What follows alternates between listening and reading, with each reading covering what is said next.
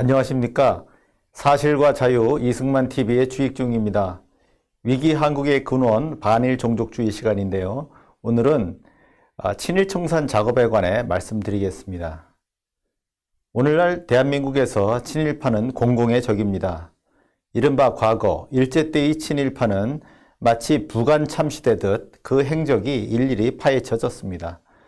노무현 정부가 친일 반민족 행위자 명부를 만들었고 또 민족문제연구소는 친일 인명사전을 만들어 앞으로 대대손손 국민들이 그들을 기억하게 해놓았습니다.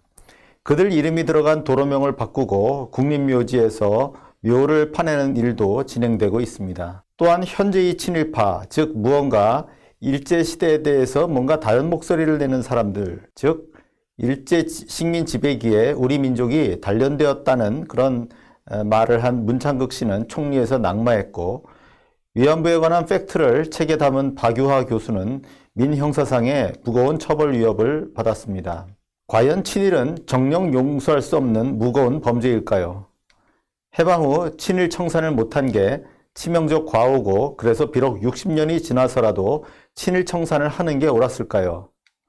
우선 분명히 해둘 게 있습니다. 우리는 건국 직후 친일 청산을 못한 게 아니라 반민족 행위자 처벌을 제대로 못한 겁니다. 그리고 거기에는 그럴 수밖에 없는 사정이 있었습니다. 이를 정확하게 이해하지 못하면 앞으로도 친일 청산 타령에 현혹될 수밖에 없습니다.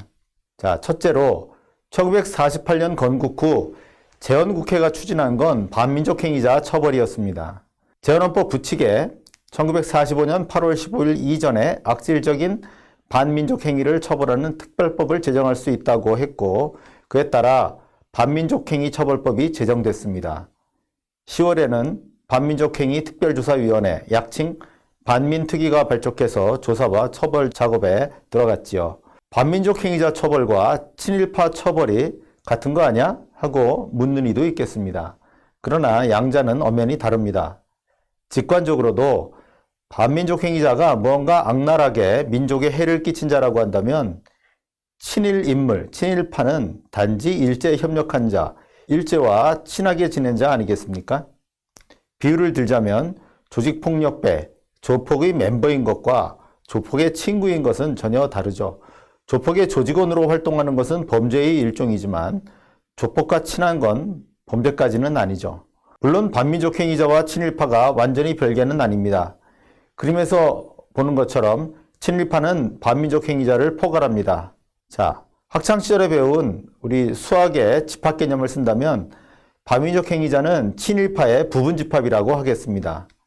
왜 그런지는 조금 후에 살펴보도록 하겠습니다. 건국 직후 반민족 행위자 처벌이 추진되었지만 제대로 되지 않았습니다.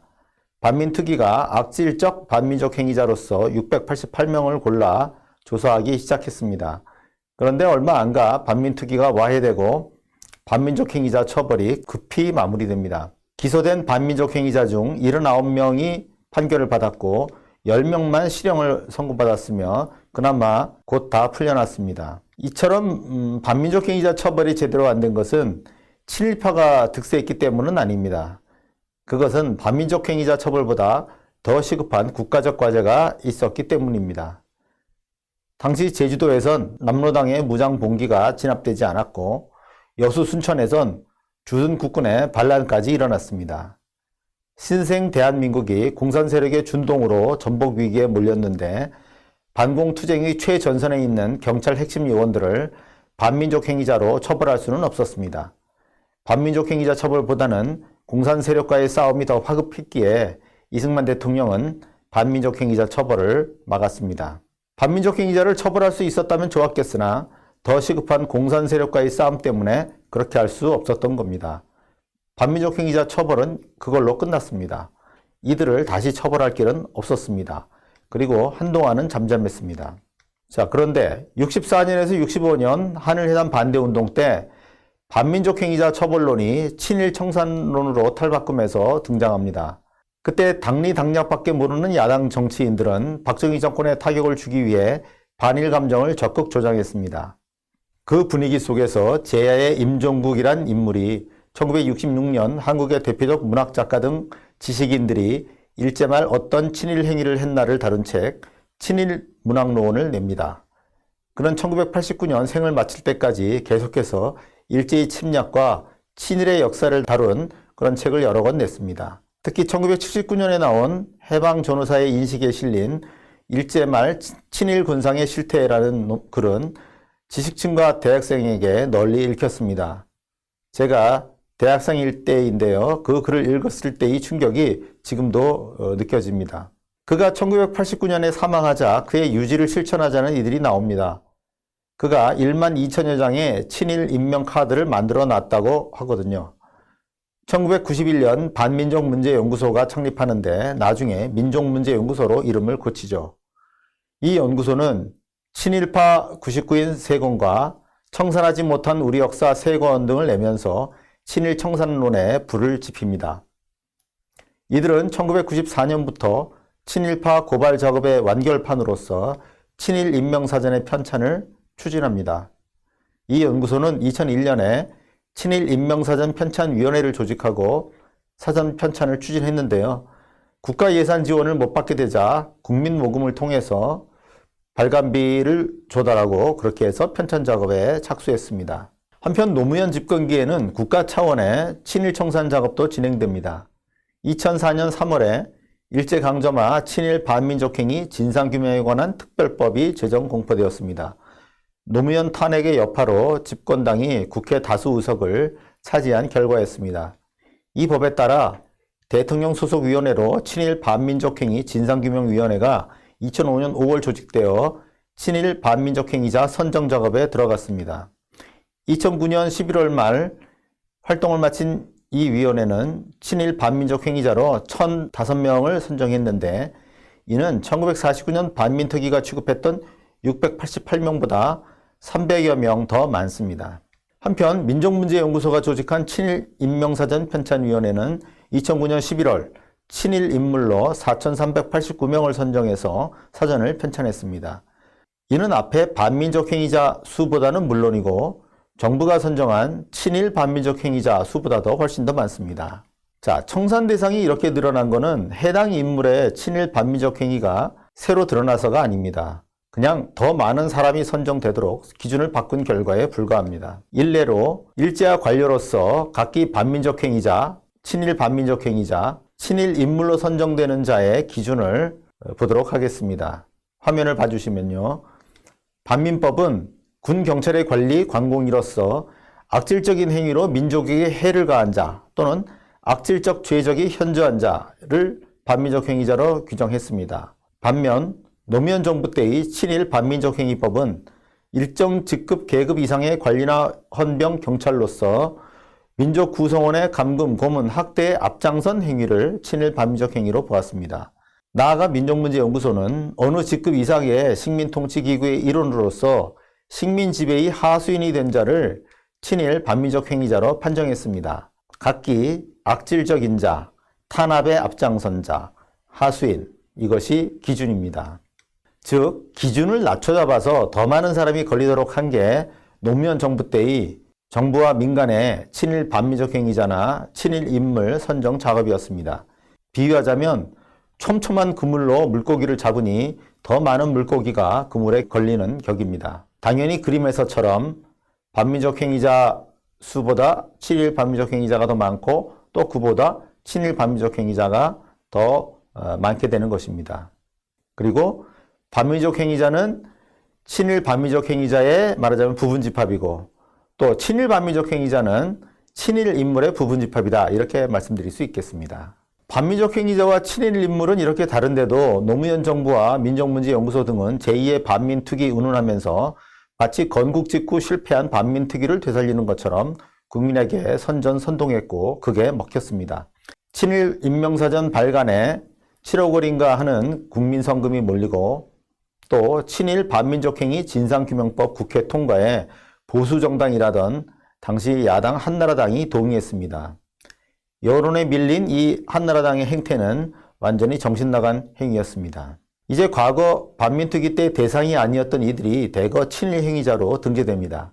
정비위원회가 새로 친일 반민족 행위자로 선정한 이들 중에는 제2대 부통령 김성수, 창군홀로 이응준, 학계의 유진호, 교육자 김한란과 백낙준, 고한경, 장덕수, 종교계의 노기남, 양주삼, 언론계의 방응모, 문학계의 김동인, 모윤숙과 노천명, 서정주 등이 있습니다. 또 민족문제연구소의 친일 임명사전에는 이들에 더해서 박정희 대통령, 안학의 유력자이자 독립운동가인 김홍량, 애국가 작곡자인 안익태, 6.25 전장의 호국 영웅 백선엽, 김백일 등이 새로 들어갔습니다.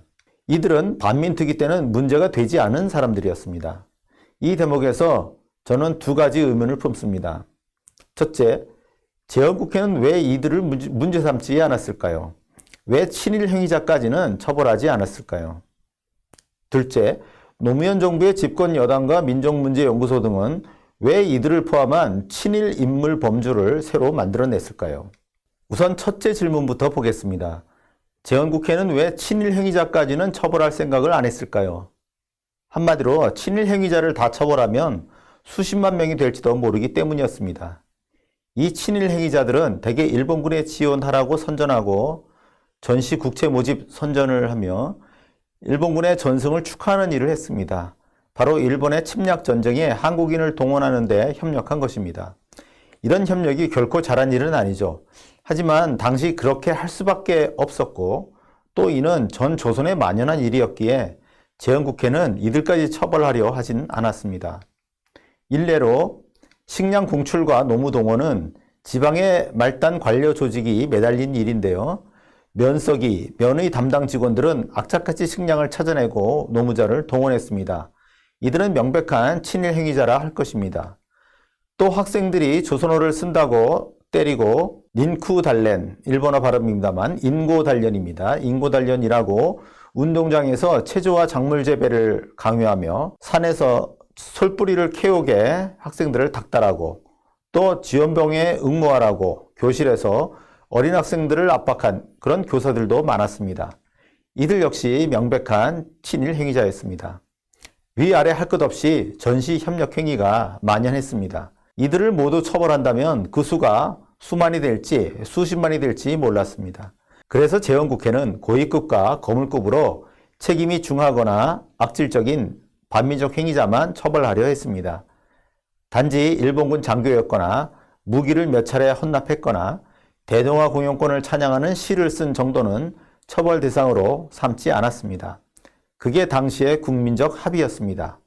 친일 협력 행위의 실상을 소상히 아는 당시 사람들이 내린 판단이니 그들의 판단이 옳겠죠. 그렇다면 둘째 질문으로 왜 노무현 정부의 집권 여당과 민족문제연구소 등은 이 친일 협력 행위자를 포함한 친일 인물이란 범주를 새로 만들어냈을까요? 바꿔 말하면 왜 그들은 옛 반민족 행위자를 친일 행위자로 바꿔치기 했을까요? 김성수, 박정희, 백선엽, 서정주 이런 분들은 모두 대한민국의 정치와 문화, 종교, 교육의 기틀을 잡은 인물들, 한마디로 건국의 원훈, 공로자들입니다. 좌익은 이른바 대한민국 건국의 원훈, 공로자들을 친일파로 격화시킴으로써 대한민국을 흠결많은 나라로 만들려 한 것입니다. 김성수, 박정희, 백선엽, 서정주 이런 분들이 친일 반미적 행위자가 되면 대한민국은 친일 반미적 행위자가 세우고 득세한 나라, 결국 태어나서는 안 될 나라가 됩니다. 김성수, 박정희, 서정주 등이 친일 협력 행위자인 건 사실 아니냐고 하는 이도 있겠습니다. 좋습니다. 일자 말의 협력 행위를 문제 삼는다면 다 찾아내서 밝힙시다. 그런데 노무현 정부나 민족문제연구소는 중하층의 협력 행위에는 면죄부를 줬습니다. 생계형 범죄는 괜찮다는 논리인데요. 하지만 이들의 범죄 행위 역시 가볍지 않습니다.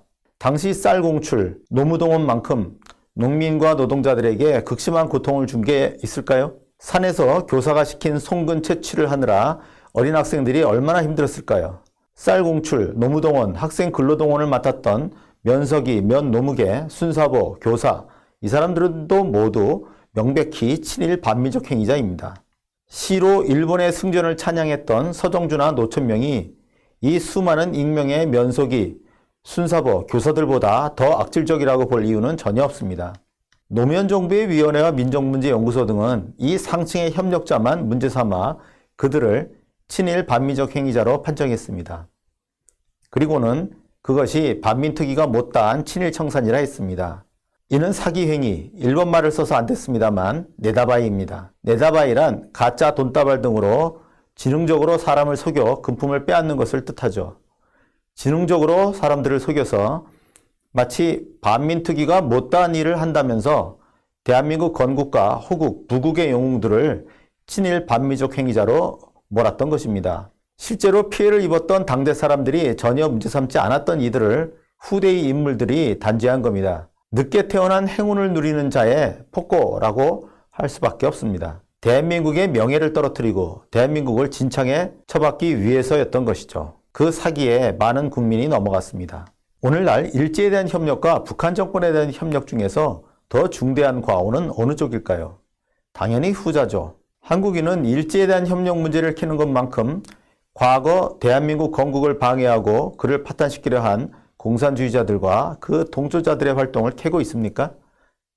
그리고 김대중 노무현 정권이 북한 정권에 협력해서 결과적으로 북한의 핵 개발을 도운 것을 캐고 있습니까? 한국인은 친일파 청산의 열이만큼이나 친북파, 종북파 청산에 힘을 쏟고 있습니까? 국민의 생명과 재산이 걸린 진짜 중요한 문제에 집중했으면 합니다. 이상 강의를 마칩니다.